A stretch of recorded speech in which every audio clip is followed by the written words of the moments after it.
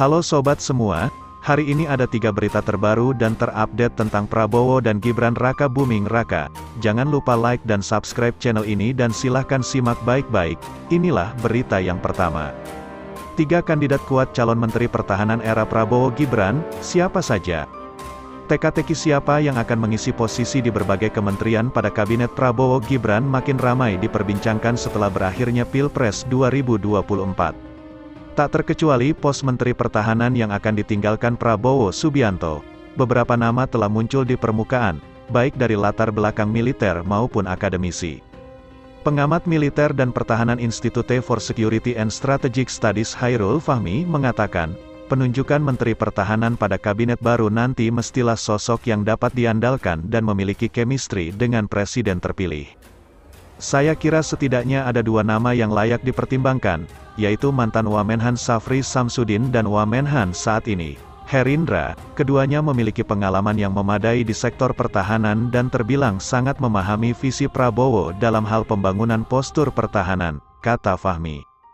Selain 2 tokoh berlatar belakang militer tersebut, Fahmi mencoba mengingatkan kembali bahwa pada era Presiden Susilo Bambang Yudhoyono selama 2 periode kepemimpinannya justru selalu menunjuk Menteri Pertahanan dari kalangan sipil dan akademisi, yaitu Profesor Juwono Sudarsono dan Profesor Purnomo Yusgiantoro. Pada masanya masing-masing, mereka berdua bisa dibilang berhasil memimpin kementerian yang sebagian besar urusan dan personelnya adalah militer, ujar Fahmi.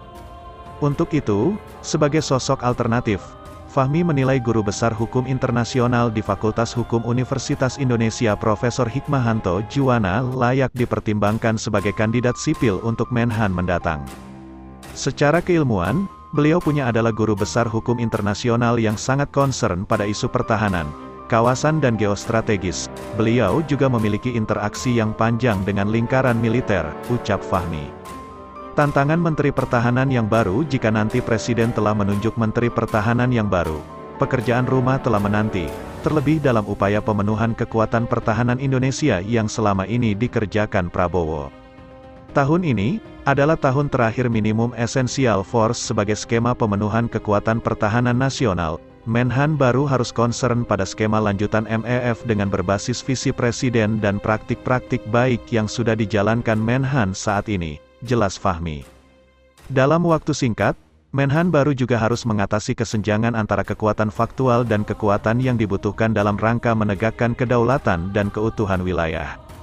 Termasuk juga bagaimana mengoptimalkan pengelolaan sumber daya nasional untuk pertahanan negara, karena bagaimanapun pembangunan kekuatan pertahanan bukan hanya berkaitan dengan komponen utamanya yaitu TNI namun juga soal penguatan komponen cadangan dan komponen pendukung. Itulah berita yang pertama. Sekarang Mimin akan bacakan berita yang kedua. Anies Muhaimin pastikan gugatan hasil Pilpres segera dikirim ke MK.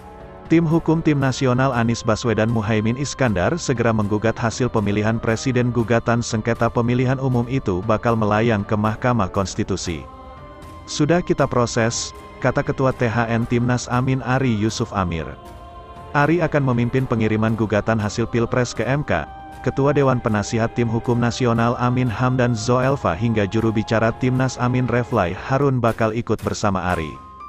Kemudian Sugito Atmo, Zaid Musafi, dan ratusan pengacara lainnya, papar dia. Menurut Ari, tokoh-tokoh itu ditunjuk langsung oleh Anies dan Muhaimin. THN dan Amin sempat bertemu dalam rapat terkait hal ini. Ari berharap gugatan mereka diterima dan dikabulkan, sebab THN menilai penghitungan suara berjalan problematik. Perolehan suara pasangan calon nomor urut 2 Prabowo Subianto Gibran Raka Buming Raka janggal di berbagai wilayah. Harapannya Prabowo Subianto Gibran Raka Buming Raka didiskualifikasi, ujar dia. Itulah berita yang kedua. Sekarang Mimin akan bacakan berita yang ketiga. Sri Mulyani ungkap Kementerian Prabowo habiskan 500 miliar anggaran hanya 1 bulan. Menteri Keuangan Sri Mulyani mengungkapkan bahwa Kementerian Pertahanan pimpinan Prabowo Subianto paling aktif dan produktif dalam menggunakan anggaran pada awal tahun ini. Sri Mulyani bilang Kemhan sudah menghabiskan sekitar 500 miliar rupiah anggaran dalam 1 bulan di Januari tahun 2024. Penggunaan anggaran tersebut untuk merawat barang milik negara dan alutsista Kemhan dalam rangka mendukung alat sistem pertahanan pada matra darat, laut, dan udara. Ani sapaan karibnya pun bilang realisasi belanja Kementerian Prabowo salah satu yang paling produktif dibandingkan kementerian yang lainnya. Adapun belanja produktif terdiri dari belanja barang dan belanja modal. Kemhan sudah menggunakan 500 miliar untuk peningkatan BMN Matra Darat, Laut, Udara, Integratif dan Alutsista serta pelayanan kesehatan, ujar Ani. Bendahara negara ini mencatat, realisasi belanja barang hingga Januari tahun 2024 untuk seluruh kementerian dan lembaga telah mencapai 12,9 triliun. Angka ini lebih tinggi ketimbang realisasi Januari tahun 2023 yang hanya 10,1 triliun. Tak hanya belanja Kemhan, realisasi belanja barang 2024 juga ditopang oleh pembayaran bantuan operasional sekolah dan kegiatan persiapan pelaksanaan dan pengawasan pemilu. Secara rinci, pemanfaatan belanja barang disalurkan untuk Kementerian Agama 4,6 triliun guna pembayaran BOS, dan peningkatan mutu dan relevansi pendidikan. Kemudian, KPU 1,7 triliun rupiah untuk pembentukan badan ad hoc, pengawasan masa kampanye dan penetapan peserta pemilu. Polri 1,3 triliun untuk operasi keamanan, pengadaan, dukungan logistik dan kepolisian perairan.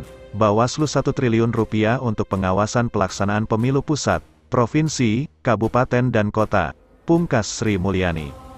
Sementara realisasi belanja modal tercatat mencapai 4,1 triliun. Angka ini lebih besar dari Januari tahun 2023 yang hanya mencapai 2,6 triliun.